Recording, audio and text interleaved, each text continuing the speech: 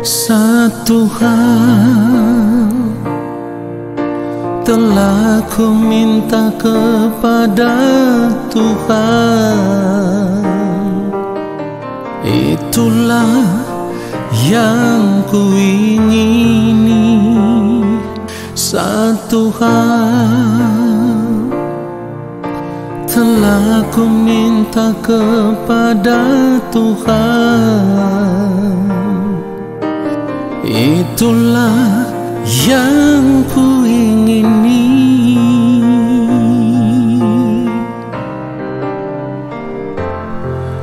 Diam di rumah Tuhan seumur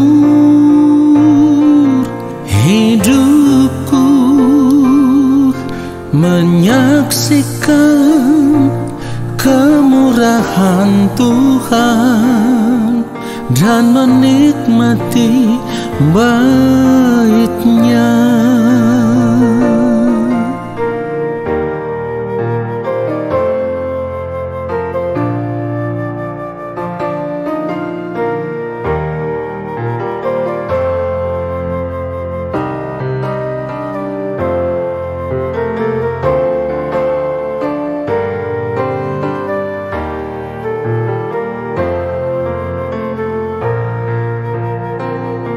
Satu hal telah ku minta kepada Tuhan, itulah yang ku ingini. Satu hal telah ku minta kepada Tuhan, itulah yang ku ingini.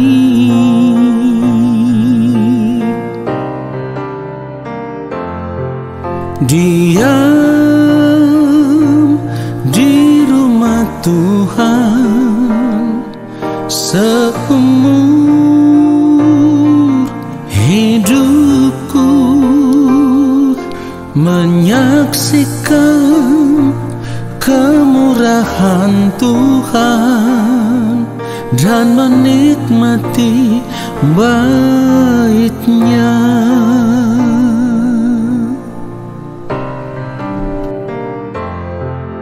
Diam di rumah Tuhan seumur hidupku, menyaksikan kemurahan Tuhan dan menikmati bait-Nya, dan menikmati bait-Nya, dan menikmati bait-Nya.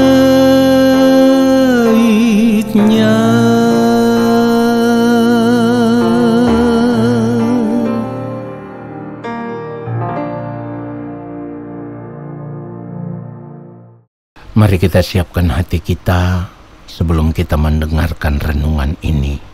Mari kita berdoa.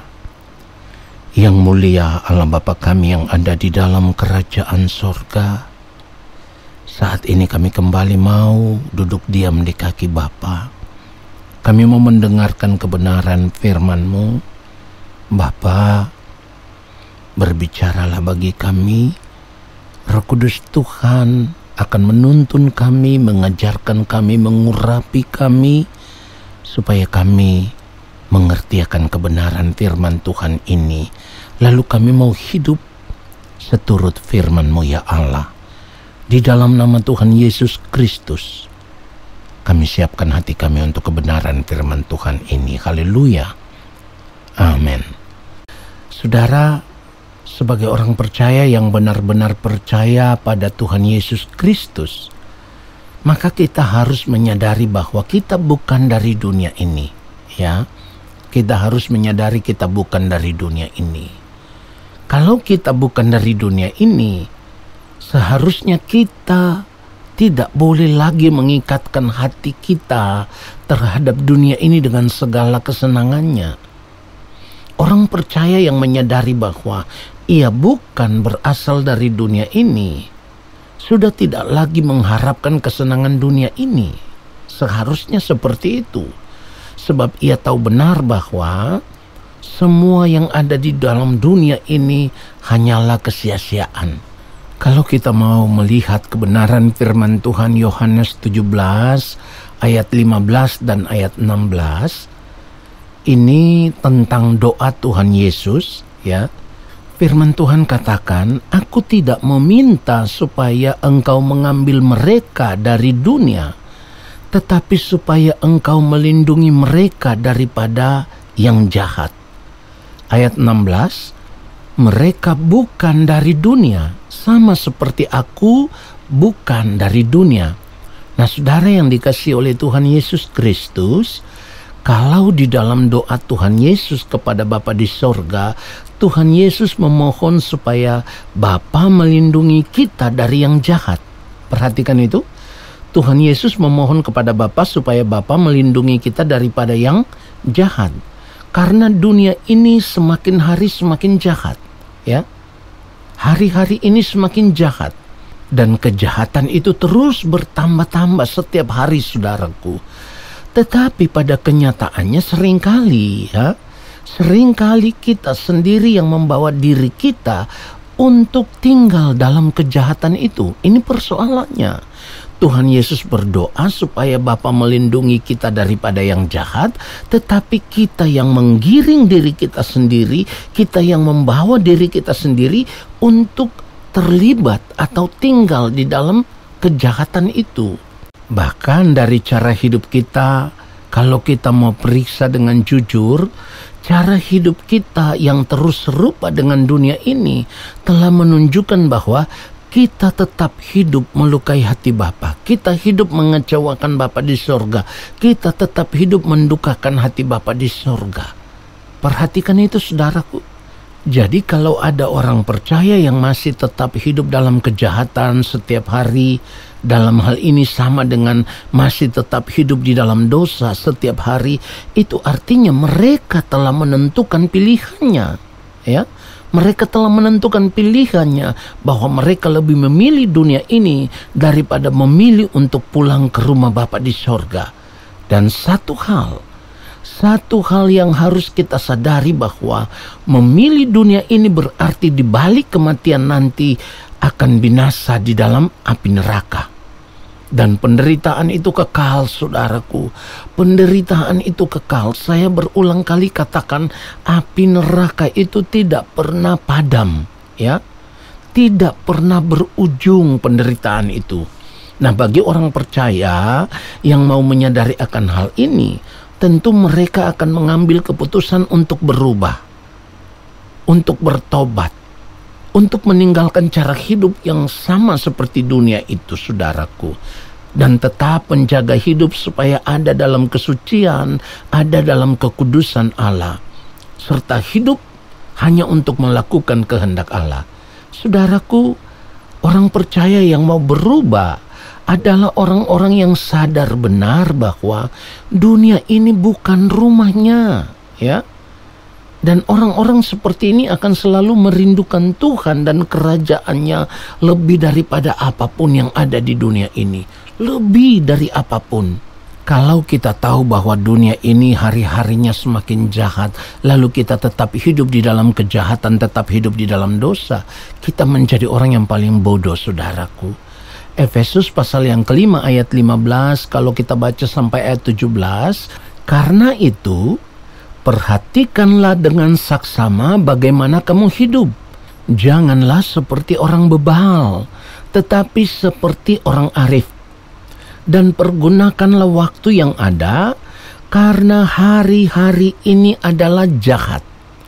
Ayat 17, sebab itu janganlah kamu bodoh, tetapi usahakanlah supaya kamu mengerti kehendak Tuhan. Saudara, kalau firman Tuhan sudah mengatakan bahwa hari-hari ini jahat, ya, lalu kita masih tetap hidup dengan cara hidup dunia, maka kita telah menyerahkan hidup kita telah menyerahkan diri kita kepada kejahatan. Itulah kenapa firman Tuhan katakan, perhatikanlah dengan saksama bagaimana kamu hidup. Janganlah seperti orang bebal, tetapi seperti orang arif.